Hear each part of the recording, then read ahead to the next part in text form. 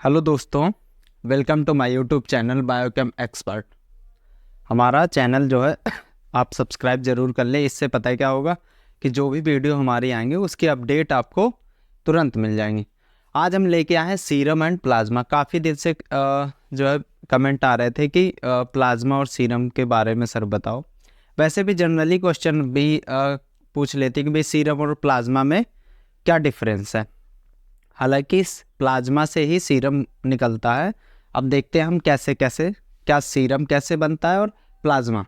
ठीक है, सीरम और plasma, difference between serum and plasma. हम किसके बीच में डिफरेंस जानने जा रहे हैं? सीरम और प्लाज्मा के बीच में।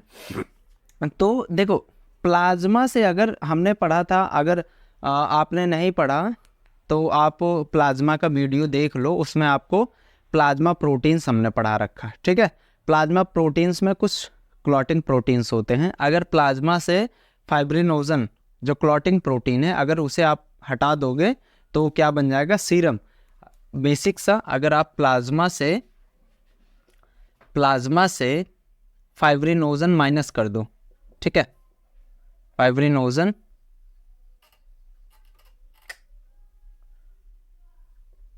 फाइब्रिनोजन माइनस कर दो तो क्या बन जाएगा? सीरम। ठीक है, चलो सीरम क्या? Serum is the part of blood which doesn't contain clotting factors. Serum क्या है? सीरम भी एक ब्लड का ही पार्ट है। सीरम भी ब्लड का पार्ट है, पर अपने साथ क्या नहीं रखता? Clotting factors.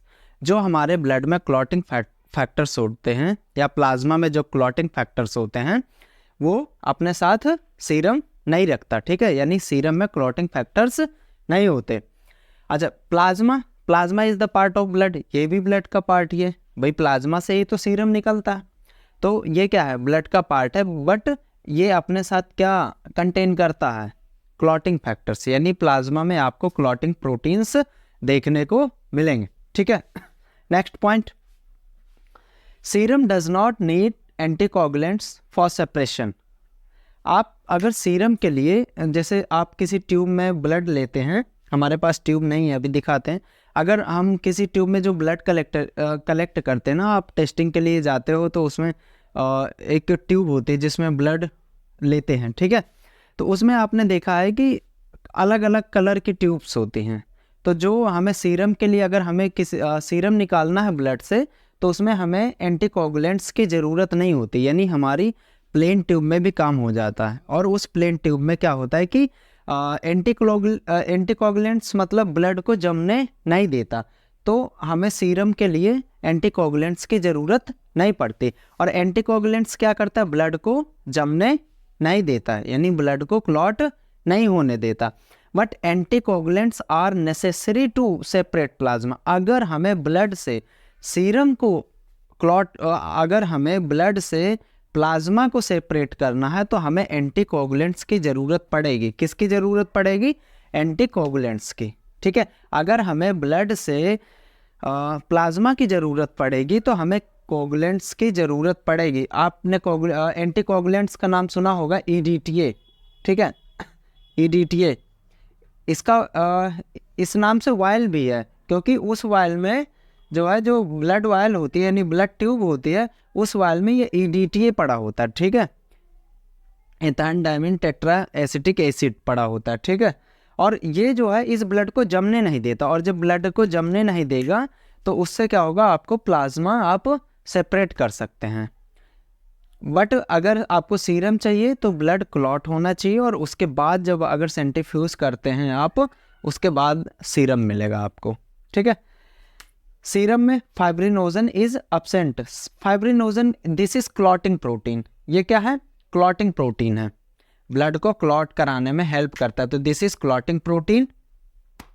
और प्लाज्मा में फाइब्रिनोजन इज प्रेजेंट। जो प्लाज्मा होता है उसमें प्रोटीन प्रेजेंट होता है, ये फाइब्रिनोजन नाम का प्रोटीन प्रेजेंट होता है। ठीक है, volume of serum is less than that of plasma. यानी जो वॉल्यूम होता है सीरम का, जो वॉल्यूम होता है सीरम का, वो प्लाज्मा से थोड़ा सा कम होता है। ब्लड में 90% होता है और ये 90 to 95%।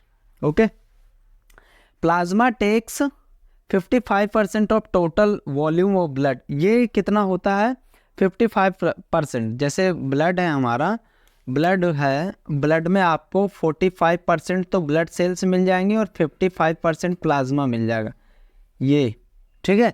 यानी 45% आपको ब्लड सेल्स में होंगे WBC, RBC, प्लेटलेट। अगर ये वीडियो नहीं देगा तो आप WBC, RBC का, ब्लड का हमारा पूरा लेक्चर 1 by 1 है डिटेल में, उसमें आप जाके देख सकते हैं। Okay, volume of serum is less than that plasma, यानी प्लाज्मा से वॉल्यूम इसका कम होता है।